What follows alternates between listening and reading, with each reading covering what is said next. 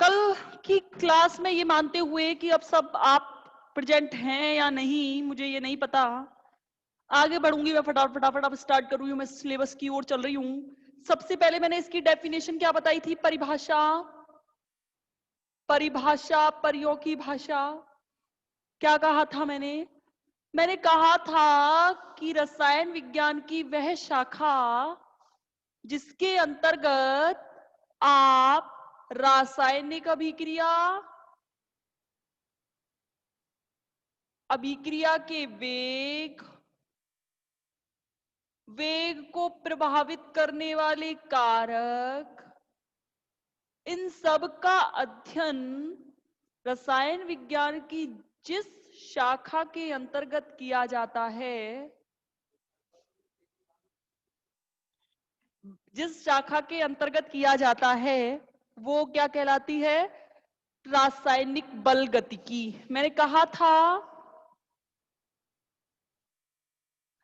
Start करी थी मैं रासायनिक बल गतिकी। कहा था मैंने आपसे, इसकी डेफिनेशन मैंने समझाई थी। कल मैंने इसके बेसिक्स पर बताया था।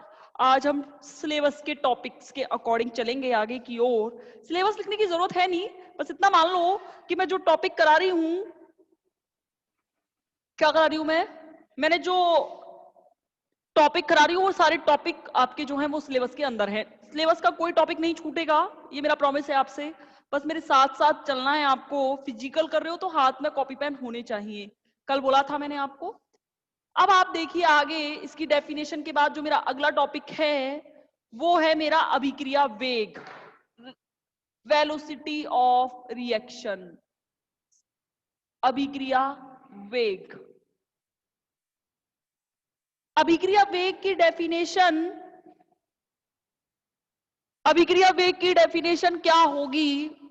अच्छा एक बात बताओ, अभिक्रिया के वेग को निर्धारित करने के लिए आपको क्या चाहिए?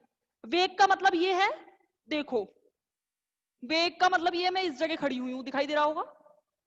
जैसे ही मैं इस जगह खड़ी हूं, इस टाइम मेरा वेग, टाइम एग्जैक्ट, मैंने यहां से 2 कदम आगे चली, यहां आ गई, मेरा वेग, आप कह पाए कि मैडम वेग इस चीज से डिफाइन हुआ कि पहले मैं टाइम देख लूं कि टाइम में क्या परिवर्तन हुआ, और दूसरा क्या है कि आपने कितने कदम चले। और अगर मैं अभिक्रिया वेग की बात करूं तो आप अच्छे से जानते हो कि जो रिएक्टेंट होते हैं, अभिकारक जो होते हैं, वो किसमें परिवर्तित हो रहे होते हैं? उत्पादों में। मतलब कहने का मतलब क्या है, आप कैसे पता लगाओगे कि कोई अभिक्रिया चल रही है? चलने का मतलब ही तो वेग है, चलना। जो बच्चे हैं वो चाल एवं वेग में अंतर समझते हैं, फिजिक्स वाले बच्चे जो होते हैं उन्हें पता रहता है कि चाल मैडम अदिश राशि है, वेग सदिश राशि है। हाँ है, कोई दिक्कत नहीं है। मैंने बोला मैं यहां से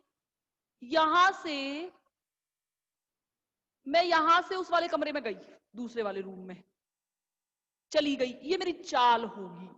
लेकिन अगर मैं ये कहूं कि मैं यहां से पूर्व दिशा की ओर जा रही हूं, मैं यहां से मैंने कहा मैं 2 किलोमीटर चली, और एक मैंने कहा कि मैं पूर्व दिशा की ओर 2 किलोमीटर चली, तो दोनों में जिसमें दिशा भी पता चल रही है और जिसमें दूरी भी पता चल रही है, कितनी दूरी चली मीटर या किलोमीटर में, तो ऐसी चीज किसके नाम से जानी जाती है? वेग के नाम से, वेलोसिटी। मैंने बोला अभिक्रिया वेग किन 2 चीजों पर डिपेंड करेगा? एक तो डिपेंड करेगा समय पर, और एक डिपेंड करेगा इनकी कंसंट्रेशन पर, सांद्रता पर। सांद्रता का मतलब होता है प्रति इकाई आयतन में घुले हुए जिसके मोल होते हैं उसको सांद्रता कहते हो आप। ऑब्वियस सी बात है कि सांद्रता क्या होगी, कि इसका मतलब होगा कि एक बोतल के अंदर अगर 1 चम्मच चीनी घुली हुई है और एक बोतल के अंदर 2 चम्मच चीनी घुली हुई है, तो आप कहोगे कि मैडम जिसमें चीनी ज्यादा है उसकी कंसंट्रेशन ज्यादा है। अब देखना अभिक्रिया वेग को कैसे डिफाइन किया गया। अभिक्रिया वेग को डिफाइन किया गया, ये कहा गया इकाई समय में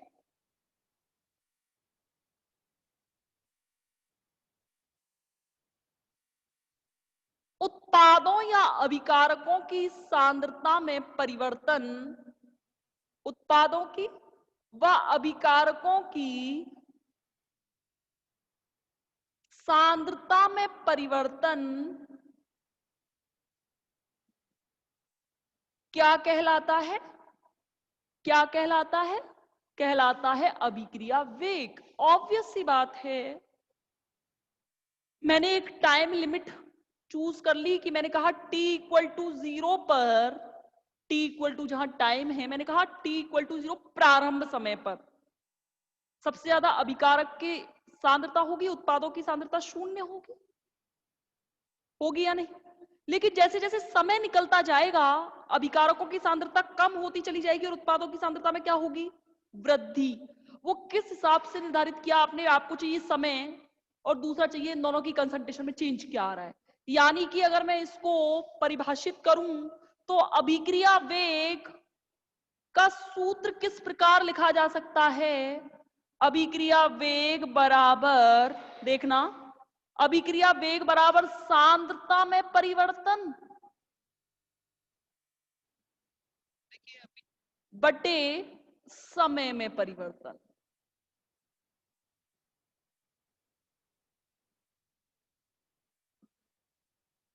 यानी कि प्रति इकाई समय में जो कंसंट्रेशन में परिवर्तन आ जाएगा, प्रति इकाई समय, यहां पे प्रति शब्द और लगा दीजिएगा।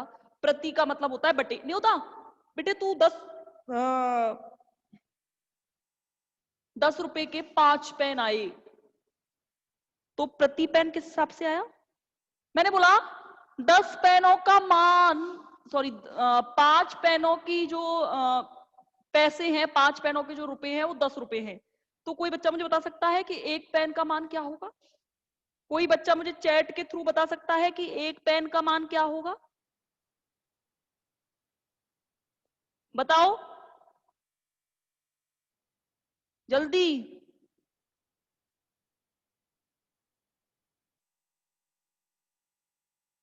2। कैसे निकाला आपने? कैसे निकाला आपने? एक पेन का मान कैसे निकाला? आपने निकाला मैडम 10 रुपए बटे 5 रुपए, यानी कि 2 रुपए का एक पेन आया। इस बटे को ही तो आपने प्रति कहा है। यानी कि क्या मतलब है कि प्रति इकाई समय में जो सांद्रता में परिवर्तन आएगा वो अभिक्रिया वेग के नाम से जाना जाएगा। इसे रेट ऑफ रिएक्शन भी कहते हैं।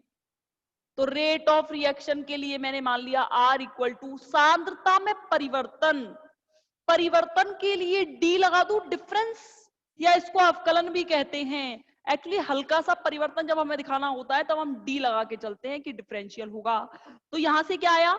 D कंसंट्रेशन C बटे कंसंट्रेशन सांद्रता के लिए मैं बड़ा ब्रैकेट लूंगी, अभी बताऊंगी मैं बड़ा ब्रैकेट का मतलब क्या है। बड़े ब्रैकेट का मेरा मतलब रहेगा कि सक्रिय सांद्रता। सक्रिय सांद्रता मतलब मोलर द्रव्यमान, द्रव्यानुपाती क्रिया नियम के अनुसार। अभी फिलहाल यही समझना कि कंसंट्रेशन डीसी, इसको डिपेंड, अभिक्रिया वेग को हमेशा कैसे लिखा जाएगा? D concentration of C upon समय में परिवर्तन dt।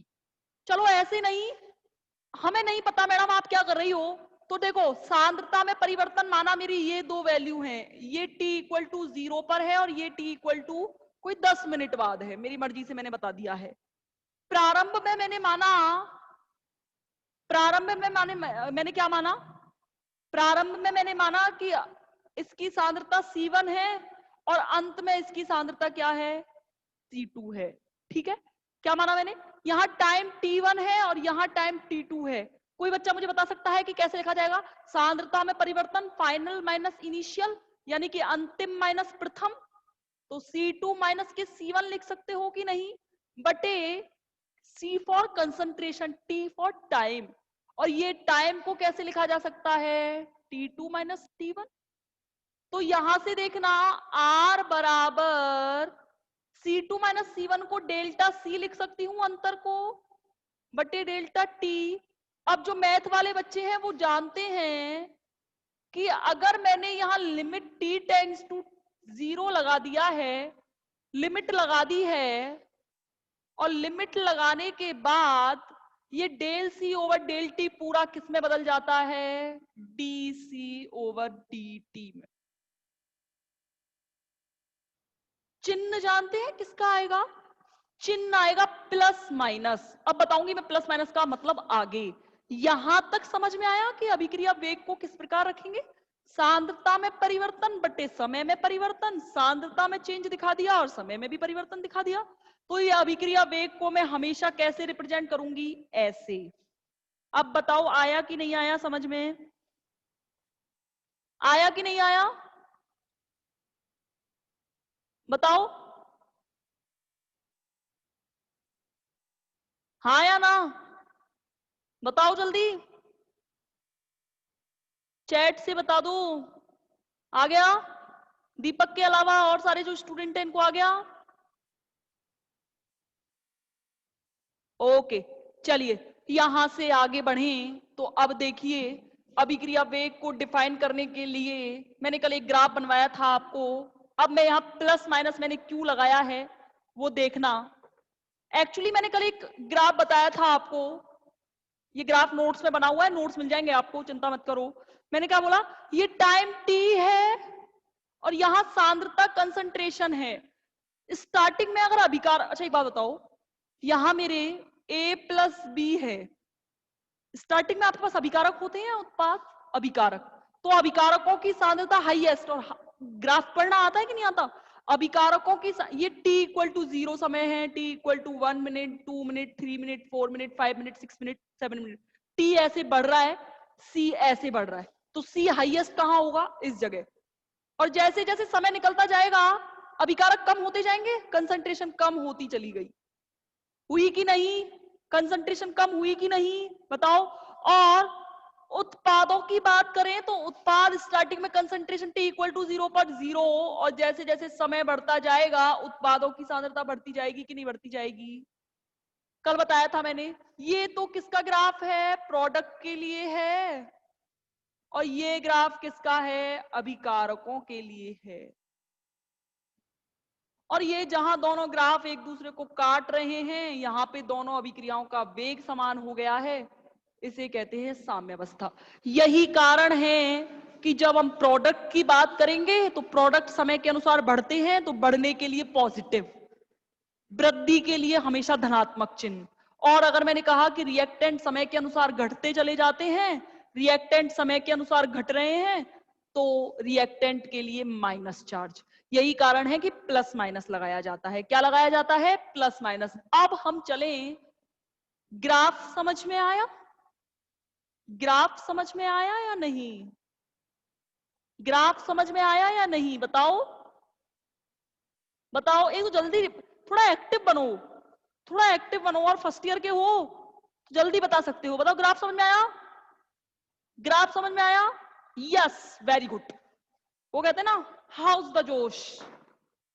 ध्यान रखना एक चीज मेरी, हमेशा जोश रहेगा ना पढ़ाई में तो आपको पढ़ने भी मजा आएगा और मुझे पढ़ाने में भी मजा आएगा। ध्यान रखना, आप आपकी जिम्मेदारी है कि आप कितने क्वेरीज रखते हो। क्वेरीज का मतलब क्वेश्चनिंग आपकी कितनी होती है, आप कितने क्वेश्चन मुझसे पूछ सकते हो, कितना मुझसे गेन कर सकते हो।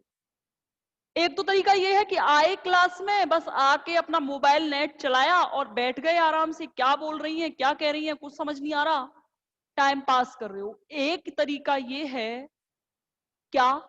एक तरीका ये है कि आप एकदम एक्टिव रहें। मैंने पूछा यस, तो आपका रिप्लाई तुरंत तुरंत आना चाहिए, यस। फटाफट आप मुझे चैट के थ्रू रिप्लाई करेंगे यस। मैं कोई क्वेश्चन पूछूं, उस क्वेश्चन का आंसर आपके पास होना चाहिए, हर स्टूडेंट के पास होना चाहिए। जो स्टूडेंट ज्यादा अच्छे से जवाब देगा उसको तो फिर प्रैक्टिकल मार्क्स में तो फायदा होता ही है। ध्यान रखो, एक्टिव जो स्टूडेंट रहेगा उसको हमेशा कॉलेज में एकेडमिक्स में नंबर हमेशा अच्छे आते हैं उसके। ध्यान रखना मैंने क्या बोला, कि आप एक्टिव रहिए, जितना एक्टिव रहोगे तब। और एक्टिविटी की बात हम यहां भी करेंगे केमिस्ट्री में जब हम चल रहे हैं। अब देखना, एक सामान्य अभिक्रिया की बात कर रही हूं मैं, रिएक्टेंट है कोई ए, अभिकारक, और ये बनना है प्रोडक्ट। क्या बनना है? प्रोडक्ट। मुझे फटाफट से कोई स्टूडेंट बताएगा कि इसका रेट ऑफ रिएक्शन क्या होगा? फटाफट से कोई स्टूडेंट बताएगा मेरे को इसका रेट ऑफ रिएक्शन अभिकारकों के संदर्भ में। डीए ओवर डीटी माइनस लगाया है मैंने, क्योंकि अभिकारकों की सांद्रता कॉन्टिन्यूसली घटती जा रही है या नहीं? बराबर। एक जो चीज मैंने लिखने जा रही हूं उसे ध्यान से समझने की कोशिश करना। जितना मैंने कल आपको मैंने इसलिए बोला था कि कल की क्लास थोड़ी सी बेसिक्स थे, पर चीजें आनी चाहिए, सुनना पड़ेगा आपको। कल मैंने आपको एक बात बोली थी कि जिस समय पर अभिकारक उत्पाद में परिवर्तित हो रहे होते हैं उसी समय पर उत्पाद अभिकारक में भी परिवर्तित हो रहे होते हैं। यानी कि ऐसा नहीं होता एक अभिकारक उत्पाद में बदला तो एक उत्पाद वही टूट के अभिकारक बना लेगा, यानी कि सेम टाइम पर अभिकारक और उत्पादों की वेग जो होगा समान होगा। यानी कि ये रिएक्टेंट का वेग है, ये प्रोडक्ट का वेग है, ये दोनों इक्वल रहेंगे हमेशा, और यही अभिक्रिया का रेट ऑफ रिएक्शन भी कहा जाता है। यानी कि अगर मैं बात करूं तो अब एक और रिएक्शन से समझें तो देखना, एक सामान्य अभिक्रिया ली है मैंने,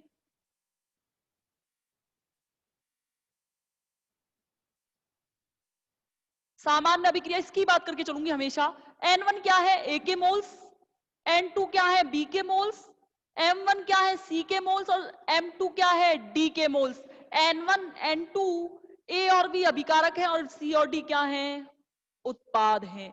कोई बच्चा मुझे फटाफट बताओ A के रिस्पेक्ट में अभिक्रिया वेग क्या होगा, A के रिस्पेक्ट में अभिक्रिया वेग क्या होगा। A के रिस्पेक्ट में अभिक्रिया वेग जल्दी बताओ, A के रिस्पेक्ट में अभिक्रिया वेग। आवाज नहीं आ रही, आवाज किसको नहीं आ रही मेरी। हाँ, और ये बाकी के माइनस, अच्छा डी ओवर डी टी, कौन है ये, कुणाल, वेरी गुड। कुछ भूल रहे हो क्या, कुछ भूल रहे हो क्या, D A over D T, concentration को बड़े ब्रैकेट से व्यक्त करेंगे। माइनस नहीं आएगा क्या, नहीं आएगा क्या माइनस, बताओ, भूल रहे थे ना। बराबर बी के रिस्पेक्ट में कोई बताओ मुझे, minus D B over D T. ये सिर्फ ये चिन्ह ये बताते हैं सांद्रता घट रही है, इसका मतलब ये नहीं जब हम न्यूमेरिकल करेंगे तो माइनस की कोई वैल्यू रहेगी कि भाई माइनस माइनस प्लस हो जाते हैं, प्लस माइनस, वो वाली चीज नहीं रहेगी। मैंने क्या बोला, ये केवल तब है जब इसका मतलब ये अभिकारकों की सांद्रता घट रही है और उत्पादों की सांद्रता बढ़ रही है, उसका मतलब है सिर्फ। इक्वल टू सी के रिस्पेक्ट में कोई स्टूडेंट मुझे बताओ, सी के रिस्पेक्ट में क्या, D C over D T equal to D D over D T. अच्छा, तो इन मोल्स का क्या करोगे, मोल्स खत्म। तो ध्यान रखना जब मैं रेट ऑफ रिएक्शन निकालूंगी तो मोलों का हमेशा भाग होता है, 1/N2, 1/N2, 1/M1 और 1/M2। आया या नहीं आया समझ में कि रेट ऑफ रिएक्शंस कैसे कैसे लिखी जाएगी, हर किसके संदर्भ में, हर रिएक्टेंट और हर प्रोडक्ट के रेफरेंस में आप कैसे लिखोगे। इसलिए ध्यान रखना जब भी कोई मोलों की संख्या होती है हम उसका क्या कर देते हैं, भाग देते हैं, क्या करते हैं, भाग देते हैं। अब कुछ स्टूडेंट, मैं एक रिएक्शन लिख रही हूं, ये पेपर में पूछा जाता है, ध्यान रखना, ये रिएक्शन मैंने लिख दी है, मैंने लिख दी रिएक्शन, फटाफट बताओ मुझे N2 के रिस्पेक्ट में रेट ऑफ रिएक्शन क्या होगी।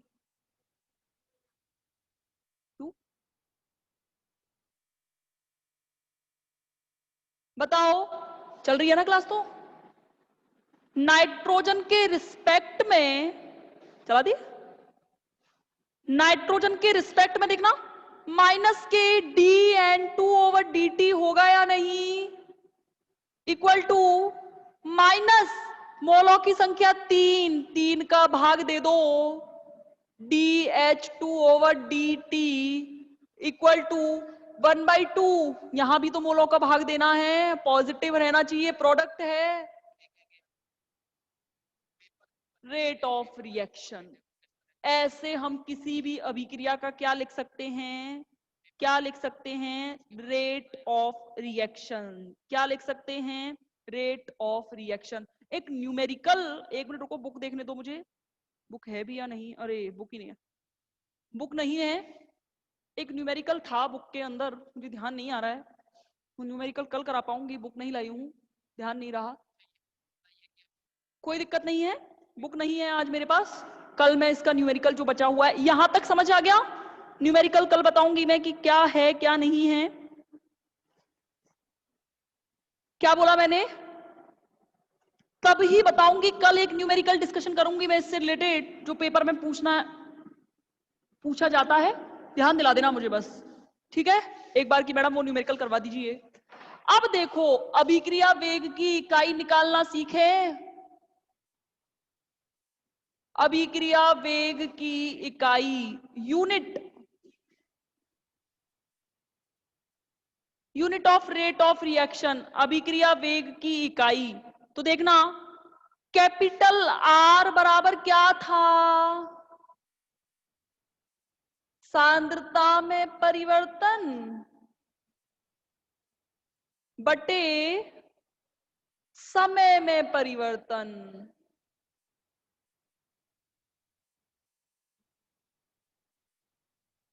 अच्छा देखना, कंसंट्रेशन, सांद्रता, सांद्रता का पता है। अब आपको इसका क्या निकालना है?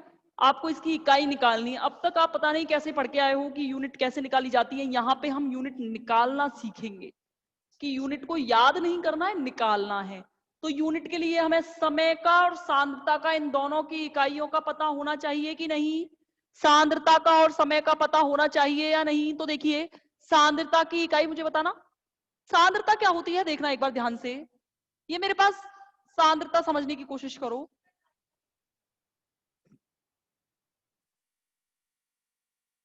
ये मेरे पास दो पात्र हैं, ठीक है? सोचने की कोशिश करना। इसमें माना मेरा 1 लीटर पानी है और इसमें भी माना मेरा 1 लीटर पानी है।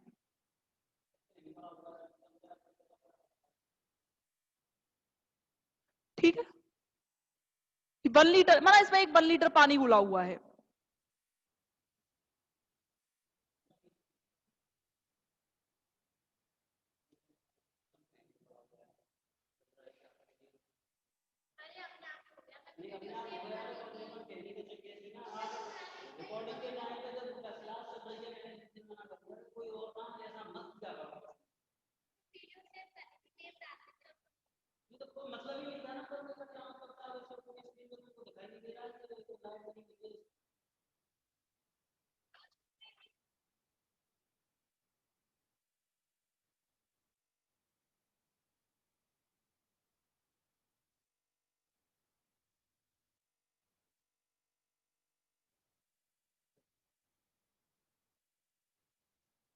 अब देखना आगे, मैंने क्या बोला? मैं थोड़ा सा कंसंट्रेशन के बारे में बात कर रही हूं। माना मेरे पास यहां दो पात्र हैं, इसमें भी 1 लीटर पानी है और इसमें भी 1 लीटर पानी है। ठीक है, समझने की कोशिश करना। इसमें मैंने,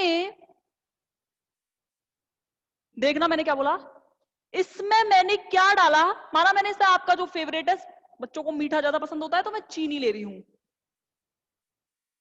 मैंने कहा, मैंने इसमें इसमें मैंने 5 चम्मच चीनी डाली और उसी उसी चम्मच से मैंने इसको नापा, तो इसमें मैंने 10 चम्मच चीनी डाल दी। तो पहले पात्र में कितनी चीनी, दूसरे पात्र में कितनी चीनी, इस चीज का जवाब आप किसके फॉर्म में देते हो सामने? साइंस के अंदर मैंने ये कहा कि बेटा बताना इस पात्र में कितनी चीनी है, बेटा सेकंड वाले पात्र में बताना कितनी चीनी है। तो साइंस का स्टूडेंट बोलेगा कि मैडम आप ये क्या कह रही हो, कितना कितना क्या, सांद्रता की बात करो ना। तो मैं कह रही हूं हाँ। तो आपने वो किसे निकाला कि इसके पानी में कितनी चीनी घुली हुई है, इसके पानी में कितनी चीनी घुली हुई है।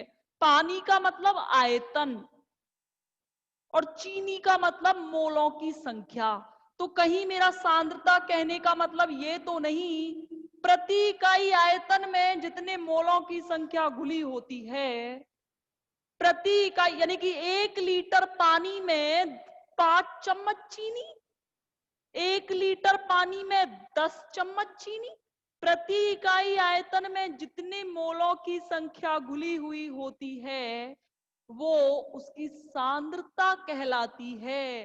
तो देखना, अगर मैंने यहां पे लिखा है सांद्रता का फॉर्मूला N/V, मत लिखो, नहीं है तो यहां से जरा मुझे बताना एन की इकाई क्या होती है। मोल में बात कर रहे हो तो मैडम मोल बटे आयतन को अगर लीटर में लेकर चल रही हूं तो लीटर।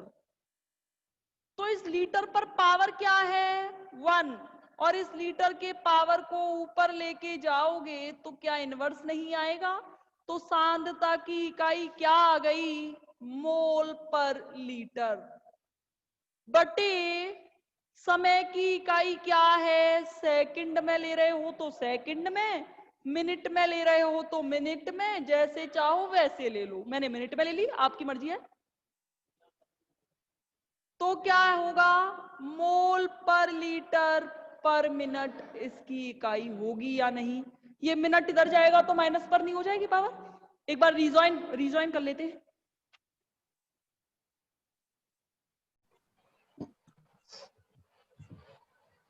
एक बार बता दो मुझे इकाई निकालना आया कि नहीं आया। अब हम ध्यान रखना, मिनट में निकालो तो मिनट में, सेकंड में निकालो तो सेकंड में, मर्जी है। ध्यान रखना, मिनट में निकालो तो मिनट में, सेकंड में निकालो तो सेकंड में, कोई फर्क नहीं पड़ता है। यहां तक मैं पढ़ चुकी। अभिक्रिया क्या होती है, अभिक्रिया वेग क्या होता है, अभिक्रिया वेग की इकाई क्या होती है, और अगला टॉपिक रासायनिक बल गतिकी की परिभाषा में क्या था। अभिक्रिया वेग को प्रभावित करने वाले जो कारक रहेंगे उसकी बात करें हम तो देखना, अभिक्रिया वेग को प्रभावित करने वाले कारक, ये हट जा, तुम दिख रही अभिक्रिया हूँ बना कर रहा शर्ट ना कर भाई। कौन है, म्यूट कर लीजिए खुद को, क्यों शोर मचा रहे हो, डिस्टरबेंस हो रहा है और बच्चों को।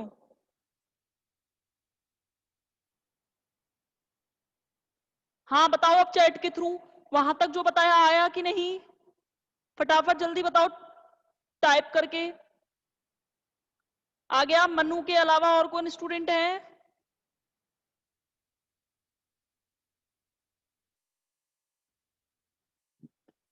और भी तो है, बताओ। ओके बहुत बढ़िया, फटाफट एकदम एक्टिव रहा करो, मैं कुछ पूछूं तो। अभिक्रिया वेग को प्रभावित करने वाले कारक, फटाफट फटाफट खत्म करेंगे, चिंता मत करो। मेरे से जितना जल्दी हो पाएगा मैं कोशिश करूंगी कि आप समझो भी और चीजों को जल्दी भी खत्म किया जा सके। सबसे पहला कारक है ताप, टेम्परेचर।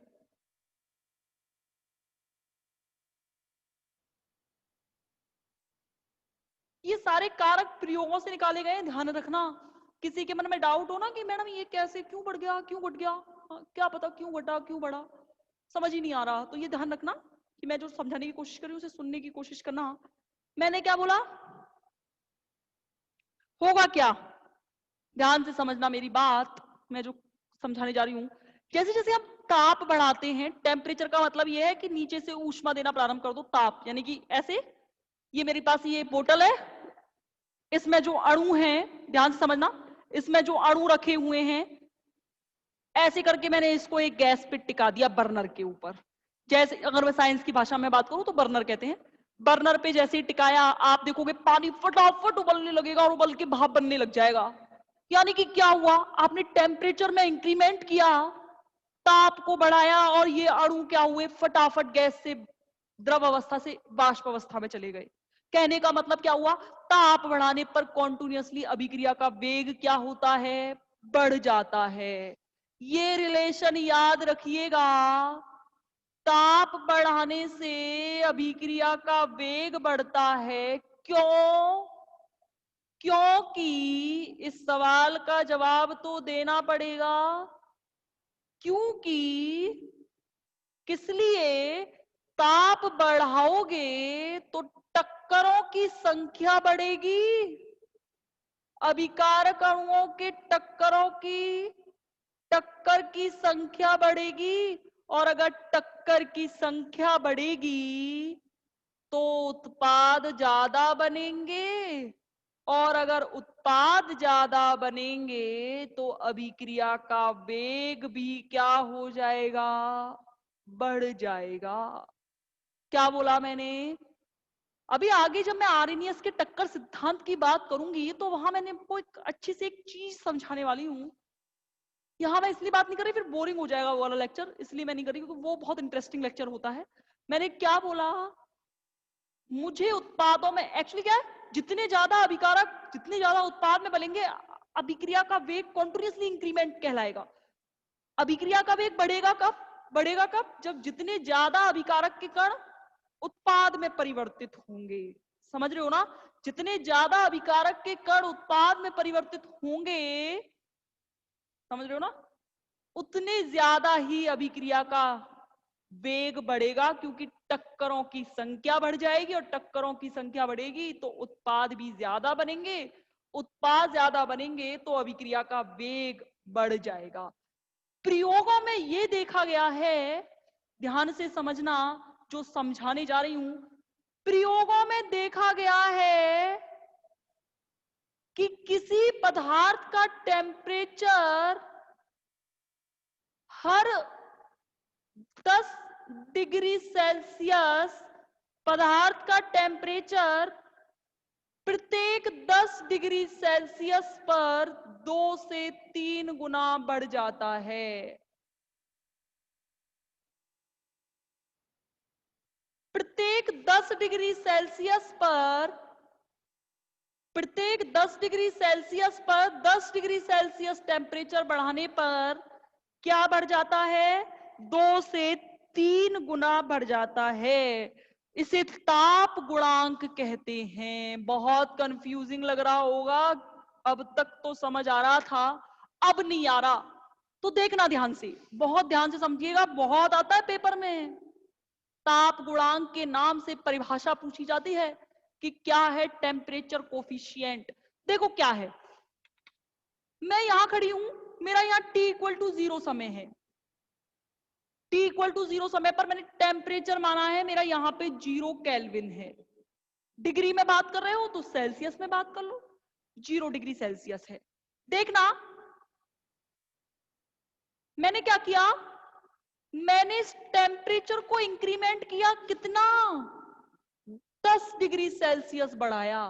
जब आप 0 से 9 डिग्री सेल्सियस जैसे 0 से पहले 1 पर आए, अभिक्रिया वेग नोट किया, कोई चेंज नहीं। 0 से 2 पर आए, 1 से 2 पर आए, अभिक्रिया देखी, कोई चेंज नहीं।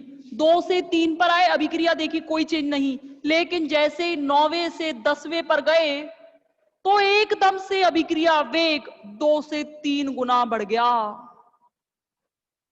यानी कि जो अभिक्रिया वेग यहां था वहां से दुगुना या तिगुना हो गया। अगले प्रति 10 डिग्री सेल्सियस का मतलब क्या है? अगले 10 से 11 देखा, कोई चेंज नहीं। 11 से 12 देखा, कोई चेंज नहीं।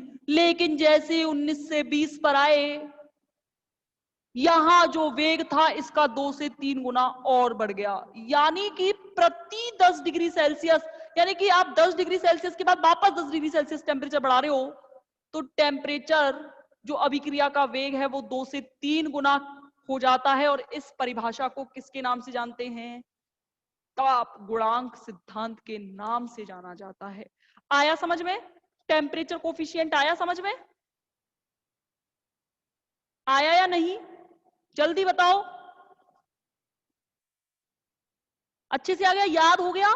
ऐसा कोई स्टूडेंट है जिसको बोल रहे हो मैडम दोबारा बताओ? बताओ, ऐसा कोई स्टूडेंट है? फटाफट बताओ, दोबारा बताना है तो बताओ, आ गया है तो बताओ, आगे बढ़ूं। जल्दी टाइप किया करो। दीपक, सरिता, पवन, जल्दी बताओ। आ गया? मन्नू, पवन, ओके, वेरी गुड। याद होना चाहिए ताप गुणांक क्या होता है, क्या कहते हैं। ये तो पहला कारक रहा। कोशिश करती हूं कि आज इन कारक खत्म करवा दूं, पर होंगे नहीं, 9 मिनट की क्लास और बची है। देखना, अगला क्या है? अगला है आपका उत्प्रेरक का प्रभाव। ये तो सब बता सकते हो कि अभिक्रिया वेग का उत्प्रेरक का प्रभाव कैसे होगा। क्या होगा? किसी अभिक्रिया में उत्प्रेरक मिलाने का मतलब क्या है? उत्प्रेरक वे होते हैं जिन्हें अभिक्रिया में मिला तो देते हो, अभिक्रिया में भाग लिए बिना अभिक्रिया के वेग को जरूरत है तो बढ़ा देंगे और जरूरत है तो घटा देंगे। ऐसा नहीं होता हर बार ही उत्पाद बनाने आवश्यक है, ऐसा जरूरी है क्या? हर बार हम ये चाह रहे हैं कि रिएक्शन अच्छे के लिए जाए। कभी कभी ऐसा होता है कि हमें ये कोशिश करनी होती है कि हमें अभिक्रिया को रोकना है। अभी जो कोरोना वायरस चल रहा है, कॉन्टिन्यूअसली रिएक्शन चलती जा रही है चलती जा रही है। अब हम ये चाह रहे हैं क्या कि ये एक इंसान, जैसे मैं रिएक्टेंट हूं, मुझमें अगर कोरोना है तो अगला वाला जो टच होगा उसको कोरोना हो जाएगा, यानी कि उससे प्रोडक्ट बन रहा है। इसको रोकने के लिए ही तो कोशिश करनी है हमें, तो हम कोशिश कर रहे हैं वैक्सीन लाएं। वैक्सीन ऐसा उत्प्रेरक काम करेगी। तो ध्यान रखना, हमेशा, क्या बोला मैंने, हमेशा अभिक्रियाओं में उत्प्रेरक केवल उत्पाद बनाने के लिए नहीं, यानी कि अभिक्रिया के वेग को बढ़ाने के लिए, कभी कभी हम उत्पादों को कम करने के लिए भी उत्प्रेरक मिलाते हैं। ये यहाँ नहीं एमएससी के लेवल पर काम आता है, जिसे ऋणात्मक उत्प्रेरण और एक धनात्मक उत्प्रेरण के नाम से जानते हैं। ध्यान रखना, धनात्मक उत्प्रेरक क्या होते हैं? जो अभिक्रिया के वेग को बढ़ा देते हैं, और ऋणात्मक उत्प्रेरक क्या होते हैं? जो अभिक्रिया के वेग को घटा देते हैं। लेकिन हमें यहाँ सिर्फ अभिक्रिया का वेग बढ़ाना है क्योंकि मुझे उत्पाद ज्यादा बनाने हैं। तो देखना, मैंने बोला उत्प्रेरक का प्रभाव, मैंने क्या बोला? उत्प्रेरक मिलाओगे अभिक्रिया का वेग बढ़ेगा, ये इसमें कोई डाउट नहीं है, कोई शंका नहीं है। पर क्यों बढ़ेगा, किस लिए बढ़ेगा? तो इसे समझने के लिए एक डायग्राम से समझेंगे। बहुत अच्छा डायग्राम है। क्यों? हर चीज में एक क्वेश्चन होना चाहिए, क्यों, ऐसा किस लिए होता? क्या है यहां आपके अभिकारक, मैं कह रही थी ना, मैं एक डायग्राम से इंटरेस्टिंग टॉपिक, इंटरेस्टिंग लेक्चर इसकी बात कर रही थी, यहां थोड़ा सा जिक्र कर रही हूं। होता क्या है, यहां अभिकारक है, यहां से मुझे इस मंजिल पर पहुंचना है। एक बहुत अच्छी एग्जांपल से बात करूं, यहां दो व्यक्ति बैठे हुए हैं, पप्पू और चप्पू। देखना, एग्जांपल से बात करूंगी। मैंने क्या बोला? ये कह रहा है आपस में, होता ना जैसे पार्क के अंदर हम जा रहे होते हैं तो वो फिसलनी होती है, स्लाइड्स होती हैं जो फिसलनी होती है। अब तो बड़े हो गए तो हमें डर लगता है थोड़ा सा ऊपर जाने में कि यार कैसे फिसलेंगे, बच्चे थे तब तो ठीक था। पप्पू बोला इस चप्पू से, जा ना, ऊपर जा, ये फिसलनी है, इस पे चढ़ के इसको नीचे उतरना है इस जगह। ठीक है, इन दो, ये डर रहा है, नहीं मैं नहीं जा रहा, मेरे को डर लगता है। तो इसने बोला, ये इसको कन्वेंस कर रहा है, पप्पू जो है चप्पू को कन्वेंस कर रहा है, जा ना, डर किसका है, डर क्यों रहा है, क्या होगा, हाथ पैर टूटेंगे ना, क्या फर्क पड़ता है, क्या टूटेगा, जा तो सही। तो क्या बोला इसने? बोला ठीक है जा। तो ये क्या हुआ, इससे कन्वेंस करके, इससे कन्वेंस होके कि नहीं यार ये तो जिद कर रहा है, इसने बहुत ज्यादा कह दी, तू तो यार तू है ही नहीं, मर्द के नाम पे तू धब्बा है, तेरे बस की नहीं है कुछ भी। इसको गुस्सा आ गया, ये ऐसे कैसे कह रहा है। ये तुरंत भाग के कहा ठीक है जा रहा हूं, यहां पहुंच गया इस जगह, यहां आ गया चप्पू, चढ़ गया सीढ़ियों से, चढ़ गया। अब ये बोला ठीक है। तो इन दोनों के बीच में आपस में बातचीत हुई है, वो कहलाई टक्कर। तो जितनी ज्यादा टक्कर अच्छे से होगी उतनी ज्यादा ही वो कन्वेंस होगा, और कन्वेंस होके कहां चला जाएगा, यहां। अगर इसे उसको प्रोडक्ट में बदलना है तो इसको अभी इसको अपना पूरा कि मैं मर्द के नाम पे धब्बा हूं या नहीं, इसको ये दिखाने के लिए इसको यहां भी तो कूदना है, यहां तक तो कोई भी चढ़ जाएगा सीढ़ियों से। ये क्या हुआ, इसको इतनी एनर्जी मिल जाए कि ये यहां पहुंच जाए, तो ये तुरंत प्रोडक्ट में बदलेगा कि नहीं बदलेगा? चप्पू बता दिया मैं मर्द हूं, तू कैसे कह रहा है, कैसे बोला है कि नहीं हूं। अगर सोचो ये जो डिफरेंस है, ये बात बाद में करूंगी क्या होता है। ये क्या करते हैं कि इस बैरियर जो है इसको कम करना है। यहां तक जाने के लिए जितनी एनर्जी इसे चाहिए थी, अगर उसे इतनी एनर्जी नहीं मिल पाई तो ये जा नहीं पाएगा, और अगर यहां नहीं गया तो यहां नहीं जा पाएगा। तो उत्प्रेरक क्या काम करते हैं, इस एनर्जी बैरियर को कम करने का काम करते हैं। अब सोचो, जैसे एनर्जी बैरियर कम हुआ तो अब चप्पू के पास सीढ़ियां चढ़ने के लिए कम रह गई, तो वो फटाफट से जितनी एनर्जी पहले थी, हिम्मत करके उतनी एनर्जी करके उतने से भी कम एनर्जी में यहां पहुंच जाएगा। और अगर यहां पहुंचा तो डेफिनेटली इसमें तो बदलेगा ही, वो बाद की बात है कि इसके बाद क्या होता है, वो बाद में बात करूंगी मैं आर्हेनियस के टक्कर सिद्धांत में।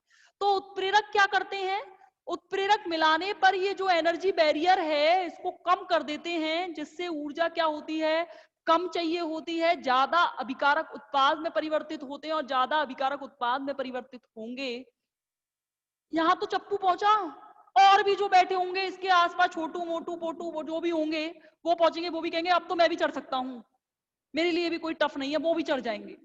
यानी कि कहने का मतलब क्या है, जहां पे केवल एक रिएक्टेंट चढ़ रहा था, एक रिएक्टेंट पहुंच पा रहा था, वहां एक से ज्यादा रिएक्टेंट पहुंच पा रहे हैं। उसका कारण क्या है? ये कम कब हुआ? ये उत्प्रेरक मिलाने से कम हुआ है। यानी कि उत्प्रेरक क्या करते हैं? उत्प्रेरक उस एनर्जी, ऊर्जा के पथ को कम कर देते हैं, और ऊर्जा के पथ को कम करते ही अभिकारकों की संख्या बढ़ जाती है, और अभिकारकों की संख्या बढ़ने पर क्या होता है? वो उत्पादों में क्या हो जाते हैं? ज्यादा तरीके से परिवर्तित हो जाते हैं। तो समझ में आया? उत्प्रेरक की उपस्थिति, उत्प्रेरक की उपस्थिति क्या करती है? अभिक्रिया के वेग को बढ़ा देती है। क्यों बढ़ाती है मैं बता चुकी हूं, किस लिए बढ़ाती है मैं ये भी बता चुकी हूं। आया या नहीं आया समझ में? बताओ हाँ या ना, आया या नहीं, आया या नहीं बताओ, आया या नहीं बताओ जल्दी। कौन है नहीं? दीपक, वीवो, वीवो कौन है कि ये नहीं आया समझ में? जबरदस्ती की जिद है, बताओ क्या नहीं समझ में आया? कितना आसान बताया। उत्प्रेरक जो होते हैं वो इस पथ को कम कर देंगे, और इस पथ को कम करेंगे तो जहां यहाँ पे एक अभिकारक पहुंच रहा था, वहां बहुत सारे अभिकारक पहुंच जाएंगे, और जब बहुत सारे अभिकारक पहुंचेंगे तो उन्हें यहाँ पहुंचने के लिए ज्यादा जगह मिल गई। तो वो ऑब्वियस सी बात है, जितना ज्यादा पथ छोटा हो जाएगा उतनी, अरे मेरा कहने का मतलब ये है, मैं कहूं छलांग लगा। अगर आपसे कह दिया जाए आप जेल में बंद हो और जेल की दीवारों को लांग जाओ, क्या पॉसिबल है? वो इतनी बड़ी है कि आपके पास इतनी एनर्जी नहीं है। लेकिन अगर मैं ये कहूं कि कोई एक सिंपल सा, एक मैंने एक बैरियर लगा दिया है ऊंची कूद के लिए, तो मैं ऐसे दौड़ के आ रही हूं, तो जो बीच में जो बैरियर्स रखे हुए होते हैं उनको कूदना कितना आसान होता है, क्योंकि मेरे पास इतनी एनर्जी होती है। इसीलिए मैं क्या कर रही हूं कि अगर दीवार को, जेल की दीवार को तोड़ दूं, तोड़ के छोटी कर दूं, पिक्चरों में नहीं दिखाते क्या, बहुत सारे जो हीरो होते हैं कभी कभी भाग जाते हैं, भागते हैं, भागते कैसे? दीवार अगर छोटी होगी, जिसमें हिम्मत है वो तो बड़ी दीवार को भी लांग जाएगा, और जिसमें हिम्मत नहीं है, अगर दीवार को तोड़ दिया जाए तो उसके साथ साथ दो तीन कैदी और कहेंगे ला मैं भी चल रहा हूं तेरे साथ साथ, तू क्या मैं भी कूद सकता हूं इसे, तो बूढ़े बड़े भी कहेंगे मैं भी कूद सकता हूं चल। तो क्या होगा ऐसे समय में? जितने रिएक्टेंट, ये बैरियर छोटा हो जाएगा उतने ही रिएक्टेंट प्रोडक्ट में बदलेंगे, और जितने रिएक्टेंट प्रोडक्ट में बदलेंगे अभिक्रिया का वेग बढ़ता जाएगा। बस इतना है, उत्प्रेरक का प्रभाव अभिक्रिया के वेग को क्या कर देता है? बढ़ा देता है। क्या कर देता है? बढ़ा देता है। अगला है सांद्रता का प्रभाव। सांद्रता तो अभी बताया मैंने, अभी मैंने बहुत अच्छा एग्जांपल लेके समझाया। एक बोतल में, 1 लीटर में 5 चम्मच चीनी है, और एक में 1 लीटर में 10 चम्मच चीनी है। कोई बच्चा मुझे फटाफट से बता दो, फटाफट से बता दो सांद्रता किसकी ज्यादा है? सांद्रता इस नीचे वाले की ज्यादा है, और सांद्रता जिसकी ज्यादा होगी, अभिकारक अणुओं की संख्या ज्यादा, अभिकारक अणुओं की संख्या ज्यादा, टक्करों की संख्या ज्यादा, टक्करों की संख्या ज्यादा तो उत्पादों की संख्या भी ज्यादा। कहने का मतलब क्या है? जितनी ज्यादा सांद्रता उतना ही अभिक्रिया का वेग, जितनी ज्यादा सांद्रता उतना ज्यादा अभिक्रिया का वेग। आ गया समझ में? आया या नहीं बताओ, आया या नहीं? अब नेक्स्ट कल स्टार्ट करूंगी, कल जो नेक्स्ट इफेक्ट है उसके बारे में बात करूंगी। यहां तक कोई दिक्कत है किसी को? यहां तक किसी को दिक्कत है? बताओ जल्दी फटाफट, यहां तक किसी को कोई दिक्कत? याद हो जाएंगे साथ के साथ, ये मेरी गारंटी है। मेरे साथ पढ़ाई की तो फिजिकल का एक टॉपिक भी आपका इतना सा नहीं छूटेगा, मेरी गारंटी है। आप पेपर में पूरा पूरा नंबर लाने की कैपेसिटी रखोगे, लेकिन आपको क्लास रेगुलर लेनी होगी, मेरी बातों को ढंग से सुनना होगा, जो मैं पढ़ाऊं उसे पढ़ना भी होगा, सब काम करने हैं, ध्यान रखना, ठीक है? एक सब नोट्स बना लीजिएगा, मैं क्या लिख रही हूँ कि ये चीजें आप अपने साथ के साथ लिखते चले जाना मेरे साथ। इससे क्या होगा कि चीजें जैसे थ्योरी में पढ़ने की बजाय ऐसे पढ़ने में आसान रहती हैं। थ्योरी में तो अपने हिसाब से लिख सकते हैं, बाकी आपको नोट्स मिल ही जाएंगे, तब पढ़ लेना, ठीक है? कल मिलते हैं, थैंक यू सो मच।